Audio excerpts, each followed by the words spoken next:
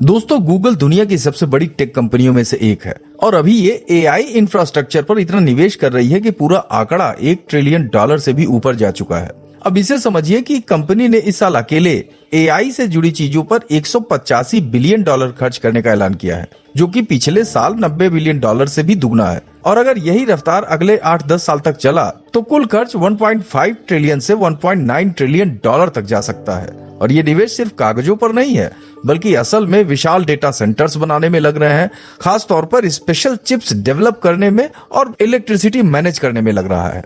अब पहले ये समझ लीजिए कि ये डेटा सेंटर्स पर इतना खर्च क्यों कर रहे हैं। तो देखिए भैया, आपके पास मोबाइल है, आपके पास कंप्यूटर है, आपके पास लैपटॉप है, आपके पास आधार कार्ड, पैन कार्ड है और ये सब एक दूसरे से लिंक है, तो आपके डेटा कहीं न कहीं तो कलेक्ट होंगे। अब ये पूरा दौर ही डेटा का है, मतलब आपकी हर एक स्टेप, आपके हर एक बिहेवियर, आपके हर एक सर्च को नजर में रखा जा रहा है। तो ऐसे में वो जो डेटा, जो इंफॉर्मेशन निकल रही है, उसको कहीं न कहीं तो सेव करना पड़ेगा और कहीं न कहीं उसे प्रोसेस करने के लिए उन डेटा की जरूरत पड़ेगी। तो भैया, डेटा सेंटर्स को समझने के लिए एक बहुत बड़े गोदाम या गैराज जैसे इंफ्रास्ट्रक्चर्स बनाए जाते हैं, जिसके अंदर हजारों लाखों कंप्यूटर सर्वर लगे होते हैं। अब ये सर्वर कभी बंद नहीं होते, 24 घंटे दिन रात चलते रहते हैं, क्योंकि प्रोसेसिंग होता रहता है। और यही कारण है कि इसके अंदर बिजली की खपत भी इतनी ही होती है। बस ऐसा समझ लीजिए कि एक छोटे शहर को चलाने जितना। अब गूगल के ये डेटा सेंटर एआई मॉडल को ट्रेन करने में और रोजमर्रा के इस्तेमाल करने लायक बनाने का काम करते हैं।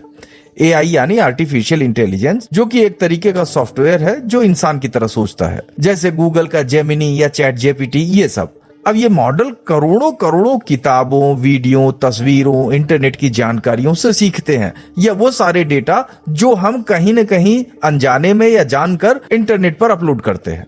लेकिन भैया, सीखने का ये काम इतना भारी है कि एक साधारण लैपटॉप या फोन से तो बिल्कुल नहीं हो सकता। इसमें लाखों कैलकुलेशंस एक साथ करनी पड़ती हैं, जो महीनों तक चलती हैं। जैसे मान लीजिए कि ट्रेनिंग, जैसे स्कूल में बच्चों को सारी किताबें पढ़ाकर परीक्षा की तैयारी करवानी होती है, ठीक इसी तरीके से ये कंप्यूटर्स का नेटवर्क ये काम करता है। अब ये एआई मॉडल को ट्रेन करने के लिए जो डेटा बार बार प्रोसेस करना पड़ता है, इसमें टेंसर ऑपरेशंस नाम की कैलकुलेशंस होती हैं, जो मैट्रिक्स और एरे के रूप में डेटा को हैंडल करती हैं। और यहीं पर आता है गूगल का टीपीयू यानी टेंसर प्रोसेसिंग यूनिट। ये गूगल की खुद की बनाई हुई खास चिप है, जो एआई के लिए ही डिजाइन की गई है स्पेशली। अब नॉर्मल सीपीयू या जीपीयू से ये टीपीयू कहीं ज्यादा तेजी से और कम बिजली में टेंसर कैलकुलेशन कर सकता है। इसलिए गूगल ने ये टीपीयू सबसे पहले अपने अंदरूनी काम के लिए बनाया था, जैसे जीमेल, यूट्यूब, सड़क पर चलने वाली गाड़ियां या जेमिनी जैसे मॉडल के लिए।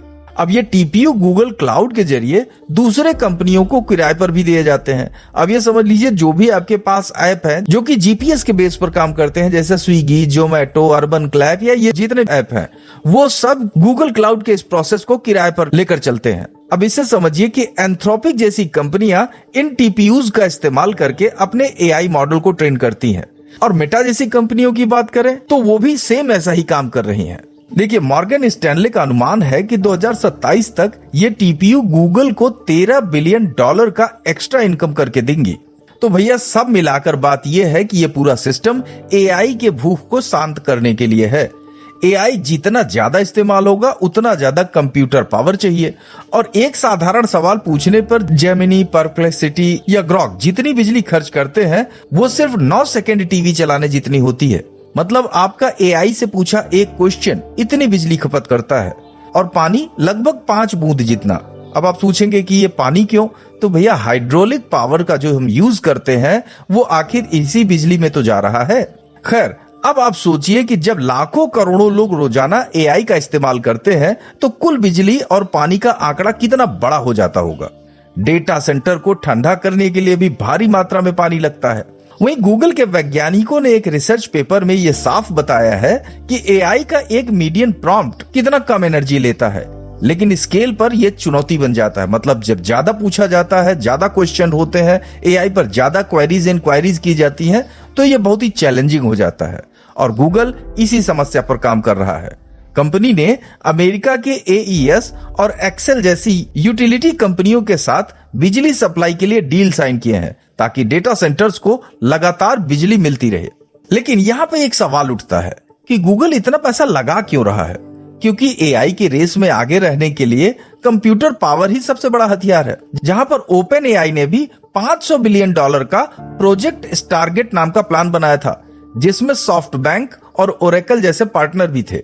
लेकिन गूगल की आमदनी ओपन एआई से तो कहीं ज्यादा है, क्योंकि गूगल की तिमाही आमदनी $113 बिलियन और सालाना $400 बिलियन से ऊपर है, जबकि ओपन एआई की सालाना आमदनी सिर्फ $13 बिलियन। तो ऐसे में गूगल के पास कैश भी काफी है, तो भैया वो निवेश भी आसानी से कर पा रहे हैं।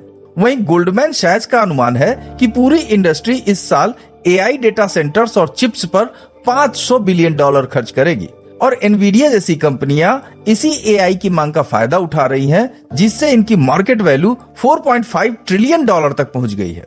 और आपको बता दें कि गूगल का पूरा फोकस भारत में भी डेटा सेंटर्स खोलने का है, क्योंकि ये एआई इंफ्रास्ट्रक्चर सिर्फ आज के लिए नहीं है, बल्कि आने वाले समय के लिए तैयार किए जा रहे हैं। क्योंकि अगले 5 साल में डेटा सेंटर्स का डिजाइन मॉड्यूलर और रिपीटेबल बनाया जाएगा। यानी पहले हर डेटा सेंटर को अलग अलग कस्टम तरीके से बनाया जाता था, जिसमें सालों लग जाते थे। अब यही डेटा सेंटर्स लेगो ब्लॉक्स की तरह काम करेंगे।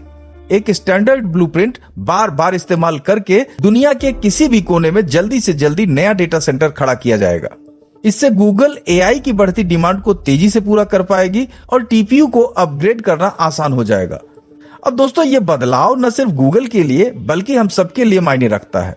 हम रोजाना गूगल सर्च करते हैं, यूट्यूब देखते हैं, जीमेल इस्तेमाल करते हैं।